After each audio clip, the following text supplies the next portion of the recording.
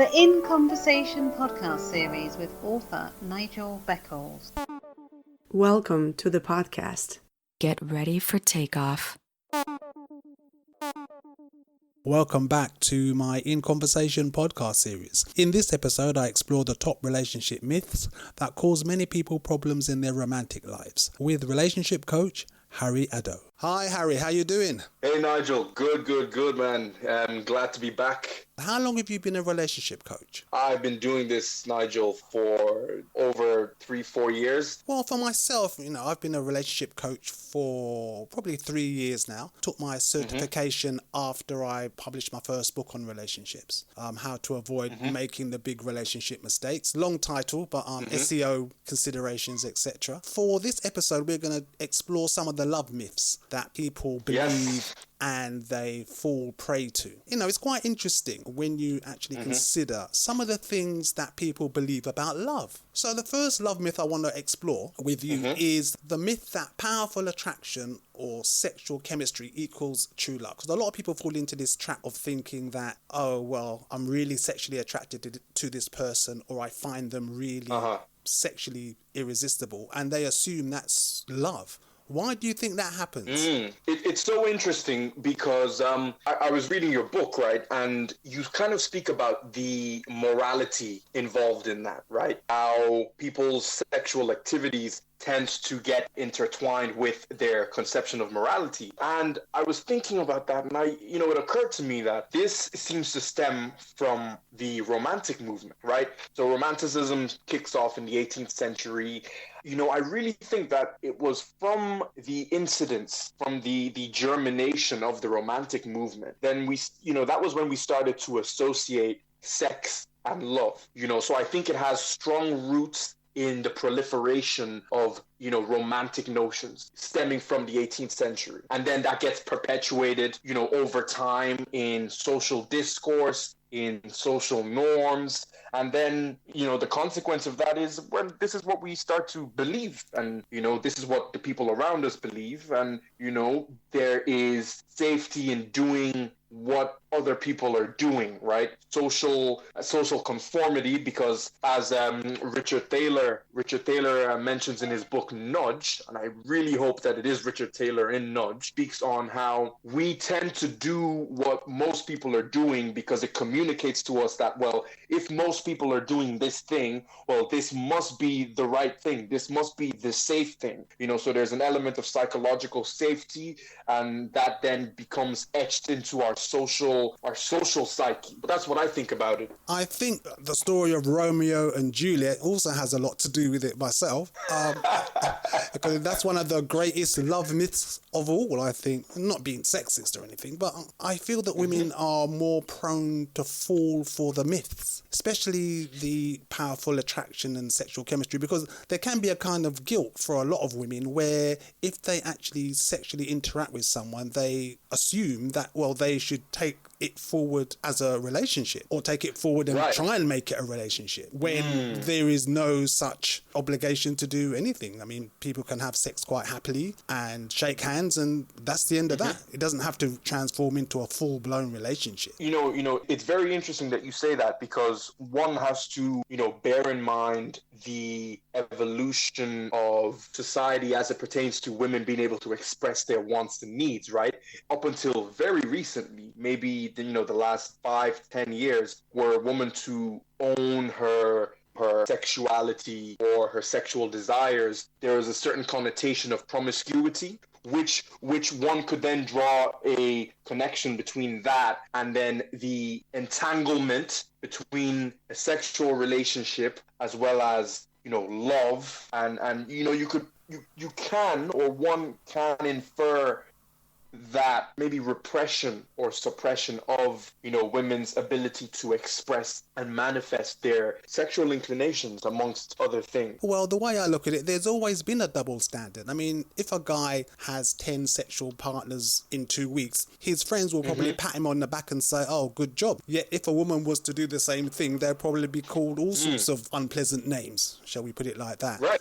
Right. And you know, that's something that we've both seen. I'm sure you've seen that in your own sphere of influence, right? In terms of people that you've been around, friends, family, and whatnot. So I think it's important to make the distinction that there's a difference between having great sex and falling in love and being in love, because otherwise people can be out there deceiving themselves, thinking that, oh, well, I've met this person, we've had great sex, and this is going to lead to a long-lasting relationship, when in fact that is not always the case. In fact, it's very rarely the case, to be quite honest, because you can get blinded by the fact that, oh yeah, we have a really great sex life, but then what is the rest of the relationship like? The rest of the relationship may not be that great. It makes a lot of sense. And I think that, you know, in social discourse, it's almost like the quality of your sex life is given precedence over everything else, right? If there's good sex, well, then I'm going to excuse all the red flags and all the flaws and maybe pernicious elements of the relationship. And by the way, this is the same for men and women, right?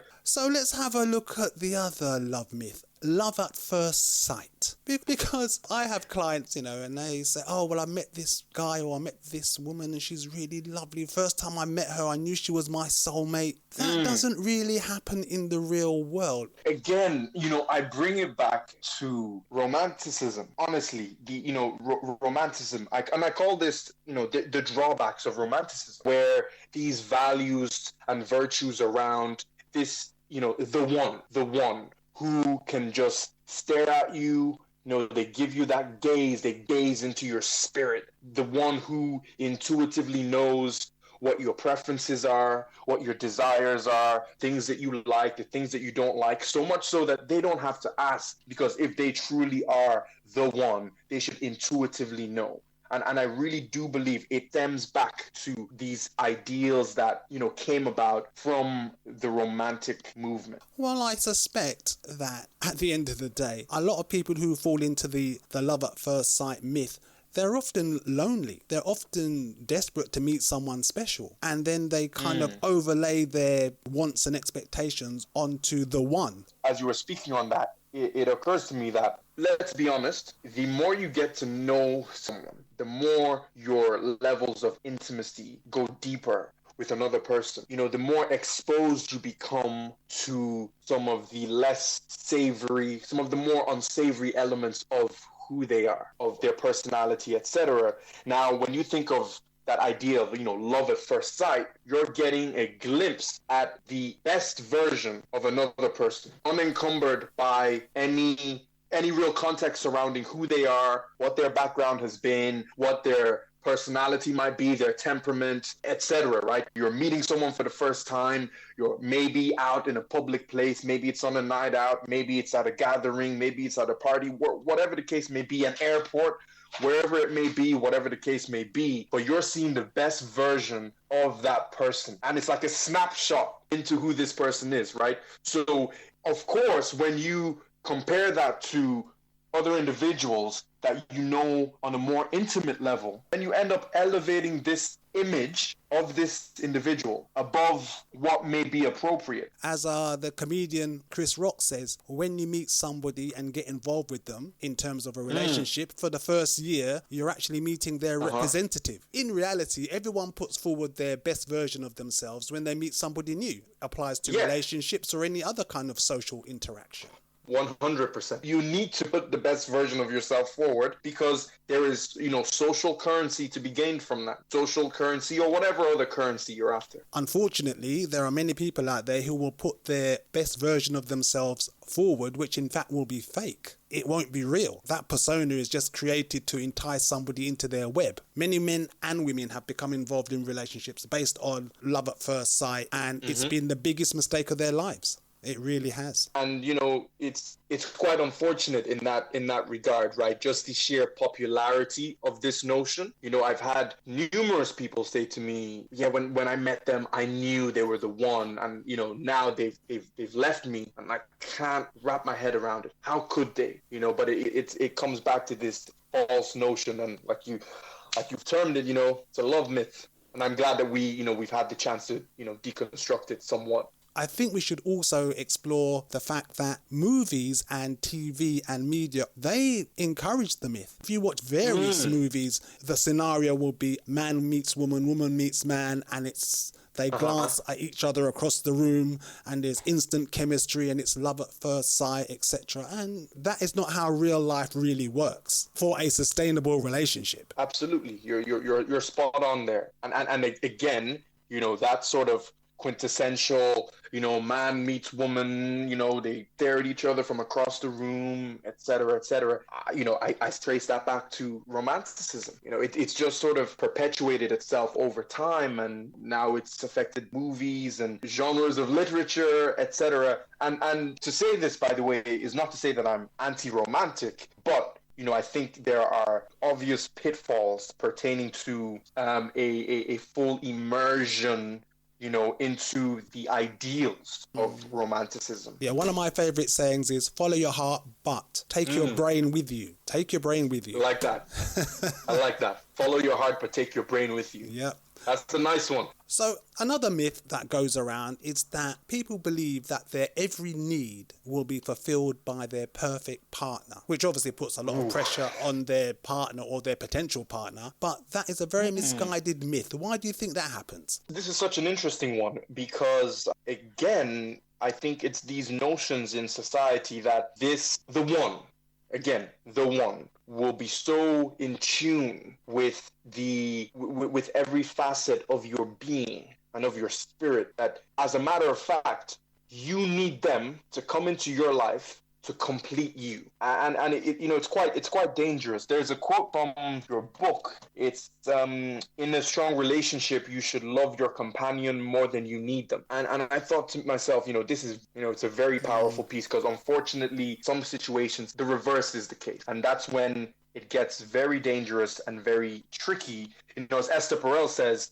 you know, expecting one person to meet all your needs, so your need for security, your need for adventure, your whatever monetary needs you may have, whatever the case may be, expecting one individual to meet all these needs, especially when you consider the complexity of human nature. It's like expecting one person to do what in the past an entire village used to do. Inevitably, that type of expectation is doomed to fail, because no one person is going to fulfill another person's every need in terms of their emotional needs, spiritual needs. Those type of demands are unrealistic. Those type of expectations are unrealistic. And the person who's expected to provide all of these different aspects to basically fulfill the needs of the other person, because they are empty or lacking in some way, I would say. Person who has all of those expectations placed upon them, they are going to end up drained in terms of time and energy.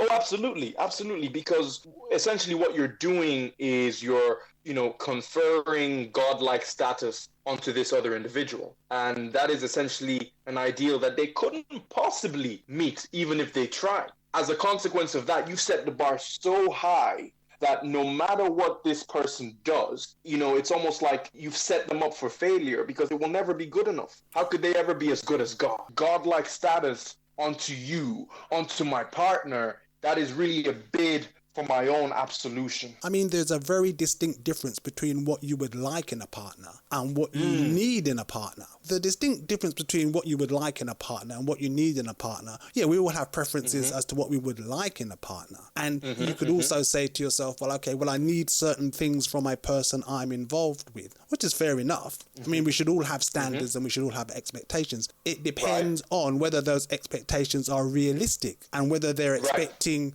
the other person to kind of fulfill a tick box exercise where, well, yeah, they've got this, they've got that, they can do this, they can do that, etc., etc. Because unrealistic expectations are one of the greatest reasons for relationship failure. No one's perfect at the end of the day. There's not one human being on the planet who's perfect. We all have our flaws, etc. It just depends on what type of flaws you're dealing with. If you're dealing with a person who's got a really nasty temper, for example, well, obviously that type of person needs to be avoided. Unfortunately, we often don't find out about the flaws, or the toxic flaws as I call them, till after we're involved. It's much easier to get into a relationship or get into a marriage than it is to get out of it, especially if it's a toxic or abusive relationship. But if people are walking around expecting that all their needs are going to be fulfilled by one person, by definition, that could be deemed as being codependent, or the other term that they use now is self-love deficiency disorder. I really love that. So what is it? Self-love deficiency disorder? Yes, because the term codependent has gained some stigma in recent years. Some people view the term codependent as victim blaming.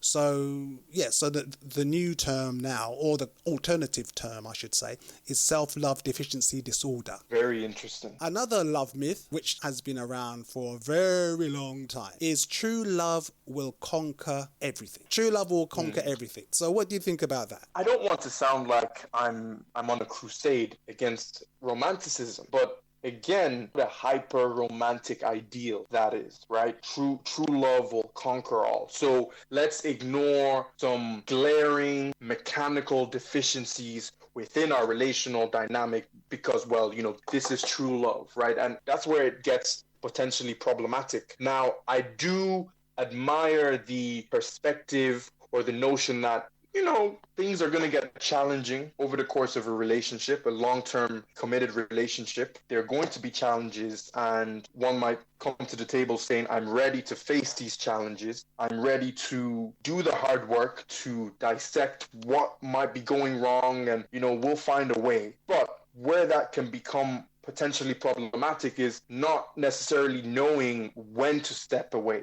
or not being able to step away. And, you might find yourself, I know of people who have been in situations where their perspective, their own values have worked against them, where you're so entrenched in the idea of when there's a will, there's a way, which is a brilliant attitude to have. It shows a lot of resilience, but I've seen people who have endured a lot of pain and a lot of unnecessary suffering on account of that disposition, and that's where it can get problematic. Very much so, because believing love will conquer all, especially if your partner's behavior is toxic, can be dangerous. I mean, if you're with a partner who has a heavy drinking or drug abuse problem and they refuse to get help and support to solve that problem, then you're putting yourself at risk, effectively. Absolutely. If there's a tendency in a relationship for one partner to kind of really be realistic and address serious issues that are going on with the partner, it gets to a stage where you're going to have to say, I have to cut my losses here. This relationship is not enhancing my life, it is damaging my life. 100%. But you see, this is where it gets so challenging, because once you develop that attachment to another person, especially if their behaviors sort of activate your attachment system and you're in this constant state of anxiety, you may start to confuse that enduring sense of anxiety. You may start to confuse that for love. It can get really problematic. So I think it's very important that this myth is debunked, and I think it's great that you included this in the book, and it's great that we have the opportunity to sort of shed some light on it right now, because the reality is love is not enough. Love is not enough. And I have a video out on this where I speak about the mechanics of love, the more mundane elements of love. Like, say you're living with someone who is going to clean the toilet. These are the unsexy things that nobody wants to pay attention to. But it is a real thing that you have to address. If you're constantly clashing on these seemingly mundane things, then even though you quote unquote love this person, that may not be enough if there's a mechanical imbalance in your relationship. In the final analysis, authentic partnerships require work. A relationship is not going to succeed unless both parties are putting in the work. But there's work, and then there's unreasonable work, and there's unreasonable expectations as well. So at the end of the day, the reality is many relationships fail due to a lack of overall compatibility and other issues. Yes. At the end of the day, true love is not going to conquer all, because as you say, even though it sounds very unsexy and unromantic to say, well, there are mechanics to a relationship, but in reality, there are mechanics to a relationship to make it work for that relationship to be successful. So the last love myth we're going to explore is only one true love exists, that is your true soulmate. Now, bearing in mind there's 5.6 billion people in the world, how and why do you think this love myth came about? I think, at our core, fundamentally, we're all acutely aware of our flaws. No one knows your demons like you do. No one knows your shortcomings like you do. And you don't know another person's demons like you know your own. And I think because of this awareness and sensitivity toward our own plight, our own struggle, we all hope, I think fundamentally we all hope and want absolution. So this notion that there is this one person out there, the one, the soulmate, the one person who is going to look at us and look beyond our obvious glaring shortcomings. I think it gives us hope. And in some sense, you might say that it allows us to contend with our flaws. The one is out there who will accept me for who I am and not run away from my hellish nature. The reality is, in the dating game, there are poor matches, good matches, excellent matches. So seeking or waiting for the perfect match is a futile activity. There's no such thing as the perfect partner or the perfect soulmate. It's a myth, which is largely promoted by fairy tales, romantic books and movies. The perfect match is very rare indeed, so waiting for that one and only soulmate could be a very long wait. Yeah, it's so this is where it gets so interesting, because let's say if you were to perhaps adjust your lens and instead think that, there is someone out there that is perfect for me, but perfect meaning compatible. There is someone out there that I'm compatible with, because the reality is there are multiple individuals that you are compatible with, and a realistic expectation to have,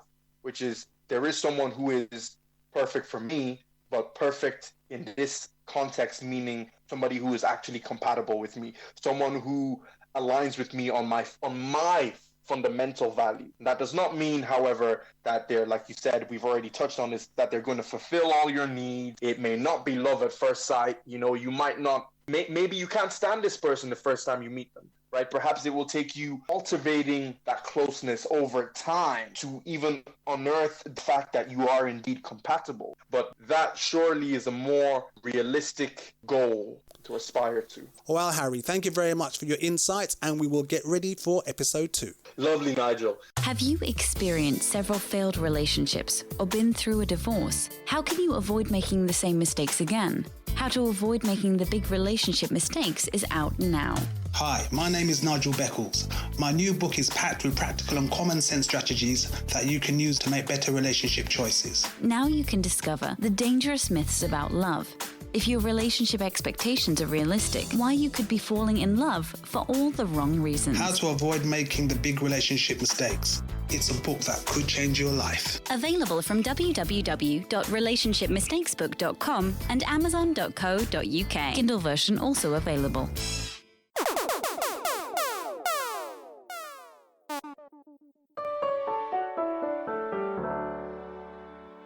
Thank you for listening.